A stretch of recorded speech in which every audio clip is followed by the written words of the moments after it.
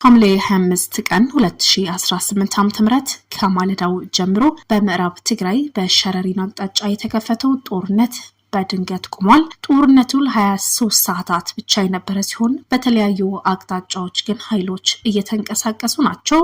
በጦርነቱ ተሳትፏል የተባሉ ኃይሎች እነማን ናቸው? የፌደራል መንግስት እያደረገው ያለውስ ምንድነው? የብልጽግና ቅጥር ያለው ህዝባዊ ወያነ ሓርነት ትግራይ ህወሓትም በርከት ያለ ቁስለኛ እያስተናገደ መሆኑ በተለይ የምዕራብ ትግራይ ጎንደር አካባቢ የጤና ተቋማት የጠላት ቁስለኞች ተጥለቅልቀው ይገኛሉ ሲል አዲስ መግለጫም አውጥቷል። በዚህ ዙሪያ እንቃኛለን። የፌደራል መንግስት ሰራዊትና የትግራይ ኃይሎች በሰሜን ትግራይ ድንበር አካባቢ ለወራት ያህል ሲያከማቹት መቆየታቸው የተነገረላቸው መረጃ። ሁለቱም ወገኖች ሌላ ዙር ጦርነት ለመቀስቀስ ሲካሰሱ የነበረ ሲሆን አሁንም ከሱ እንደቀጠለ ነው። ከቀናቶች በፊት በጉለምከዳ ዝባን ሁጻ እየተባለ የሚጠራው አካባቢ ላይ የተደረገ የትግራይና የኤርትራ ጥምረትም አነጋጋሪነቱ ቀጥሏል። ጀነራሎች ህዝቦች ተገናኝተዋል።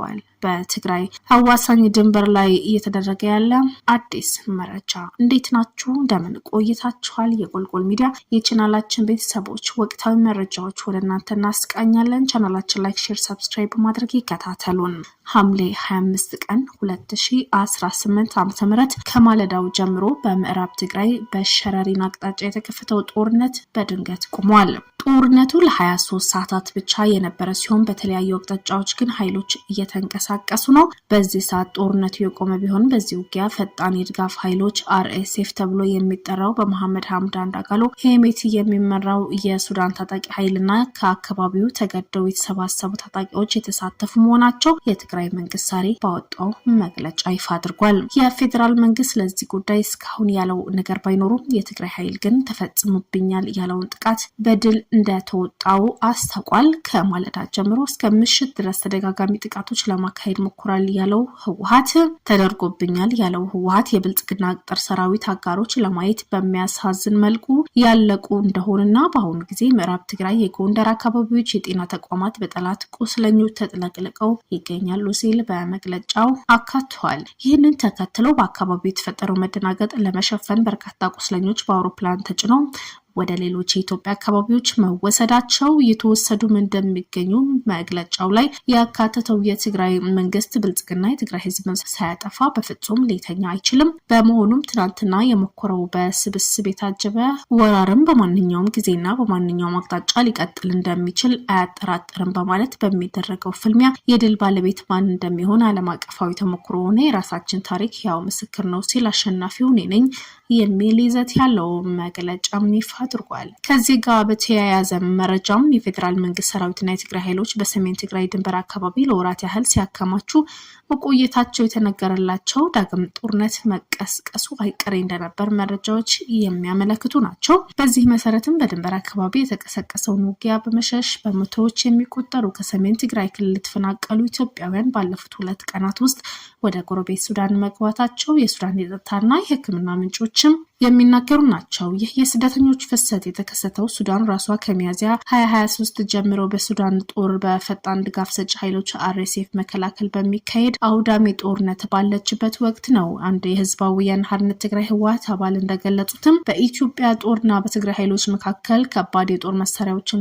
ድሮኖች የታከሉበት ውጊያ በምዕራብ ትግራይ በሱዳን ድንበር አቅራቢያ በምትገኘው ሸረሪና በተባለችው አካባቢ ቅዳሜ ማለዳ ላይ የተቀሰቀሰ መሆኑን እስከ እሁድ ንጋት 11 ሰዓት ድረስም ቀጥሎ እንደነበር ቅዳሜ ዕለት ህወሓት የኢትዮጵያ ፌደራል መንግስት ሰፊ የእግረኛ ጦር ጥቃቶች ፈጽሞብኛል ሲል የከሰሰ በመሆኑ ባለስልጣናት ለዚህ ክስ ወዲያውኑ የሰጡት ምላሽ የለም። የህወሓት ክሶች በገለልተኛ ወገን ማረጋገጥ ሆነ በሸረሪና ውጊያ ውስጥ የተሳተፉ ኃይሎች በግልጽ መለየት አለመቻሉም ዘግቧል። በድንበር ከተማዋ ሐምዳይት የሚገኝ አንድ የሱዳን የጸጥታ ምንጭ እንዳረጋገጠው ከትግራይ ወደ ሱዳን ከገቡት ሰዎች መካከል የቆሰሉ ተዋጊዎች እንደሚገኙበት ሲገልጹ በድንበር ጤና ጣቢያ የሚገኝ የህክምና ምንጭ እንዳስታወቁም የቆሰሉ ሰዎች የመጀመሪያ ደረጃ ህክምና እርዳታ ከተደረገላቸው በኋላ በ2020 እንዲሁም በ2022 የነበረው የትግራይ ጦርነት ናቀሉ በሺዎች የሚቆጠሩ ሰዎች ወደሚገኙበትና 15 ኪሎ ሜትር ሱዳን ውስጥ ወደሚገኘው አልሐሻባ ተዘዋውረዋል። በሱዳን በኩል የሚገኙ የድንበር አካባቢ ነዋሪዎች በውጊያው ወቅት ከባድ ፍንዳታዎችና ተከታታይ የተኩስ ልውውጦች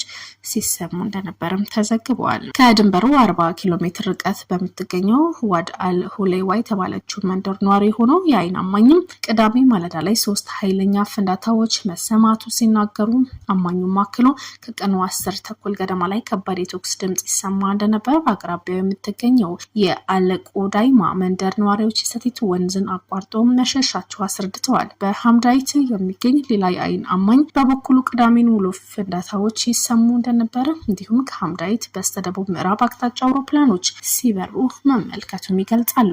ይህ የሰሞኑን ግጭት የተከሰተው በኢትዮጵያና ሱዳን መካከል ያለውን ግንኙነት ሻክሮ በሚገኝበት ወቅት በመሆኑ ሁኔታው ይበልጥ አሳሳቢ ያደርገዋል። ባለፈው ግንቦት ወር ኢትዮጵያ የሱዳን ጦር ከህወሓት ጋር ግንኙነት ያላቸው ቅጥረኞች ይደግፏት ስትል የከሰሰች ሲሆን ሱዳን በበኩሏ ኢትዮጵያ ከተባበሩት አረብ ኤሚሬቶች ጋር በመቀናጀት ከግዛቷ የድሮን ጥቃቶች እንዲፈጽሙ ፈቅዳለች የሚል ክስ አቀርባለች። የተባበሩት አረብ ኤሚሬቶች የቀረበባትን ክስ ብታስተባብልም የፈጣን ድጋፍ ሰጪ ኃይሎች RSF ዋነኛ ደጋፊ ናት ተብላም ትከሰሳለች። ሁለቱም ወገኖች ሌላ ዙር ጦርነት ለመቀስቀስ ሲካሰሱ የነበረ ሲሆን የአፍሪካ ህብረት የተለያዩ አካላት ዳግም ጦርነት እንዳይቀሰቀስም ጥሪ ያቀረቡ መቆየታቸው ይታወቃል። ጠቅላይ ሚኒስትር አብይ አህመድ በቅርቡ ለህዝብ ተወካዮች ምክር ቤት ባደረጉት ንግግር በየቀኑ በርካታ ውጊያ ጦርነት ሊቀሰቅሱ የሚችሉ ትንኮሳዎች ትግራይ ውስጥ ባሉ ኃይሎች በየጊዜው ይፈጸማል በማለት መክሰሳቸው ይታወሳል። ህወሓትን በበኩል የፌዴራል መንግስቱ በትግራይ ሌላ ዙር ጦርነት ለመክፈት ሰራዊቱ እያሰማራ መሆኑ በመጥቀስ ይከሱ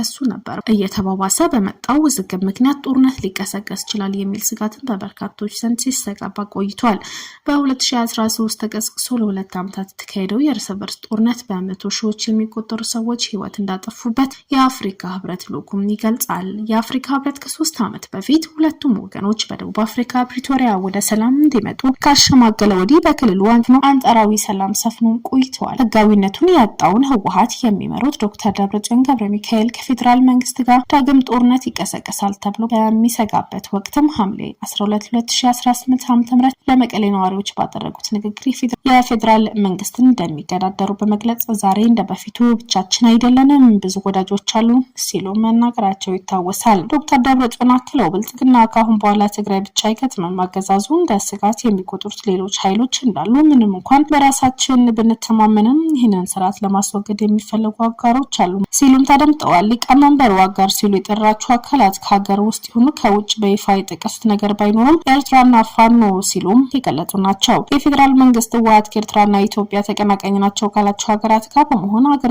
የሚያናጋ እንቅስቃሴ እያደረገ መሆኑ በተደጋጋሚ ሲከስም ቆይቷል። ህወሓት ባለፉት ወራት በትግራይ ውስጥ የግዳጅ ወታደራዊ ምልመላ በማድረግ ዝግጅት እያደረገ መሆኑ በስፋት ሲዘገብ የነበረ ሲሆን በርካታ ወጣቶች ከምልመላው ለማምለጥ ከክልሉ የወጡ መሆናቸውም ተናግሯል። ህወሓት በፌዴራል መንግስቱ የህልውና አደጋ እንደተደቀነበት በመግለጽ ዝግጅት እያደረገ መሆኑ በይፋ በመግለጫውና በመገናኛ ብዙሃኑ ሲገልጽም ቆይቷል። ከቀናቶች በፊት በጉለመኸዳ ዝባን ሁጻ እየተባለ በሚጠራው አካባቢ እየተደረገ ያለው የትግራይና የኤርትራ ጥምረትም አነጋጋሪነቱ እንደቀጠለ ነው። ህዝብ ለህዝብ ግንኙነት በሚረስ የቆየ ይህ ግንኙነት ትላንትና ጦርነቱ ተነስቷል ከተባለበት ሰዓት ጀምሮ ይህ እንቅስቃሴ እየቀጠለ ነው። በርከት ያለ የትግራይና የኤርትራ ጀነራሎች የታዩበት የትግራይና የኤርትራ ባንዲራ ይዘው ሲጨፍሩ የታዩበት ይህ ክስተት የኤርትራ መንግስት ባለው ሁኔታ ከትግራይ ህዝብ ጎን እንደሚዋጋ በተለያዩ ምክንያቶች እያሳየ መሆኑን የሚያመላክት ነው የሚል ስጋትም እንደቀጠለ ነው። ወቅታዊ መረጃዎችን ለማግኘት ቻናላችን ላይክ፣ ሼር፣ ሰብስክራይብ በማድረግ ወቅታዊ መረጃዎች ትንታኔዎችን ያገኙ።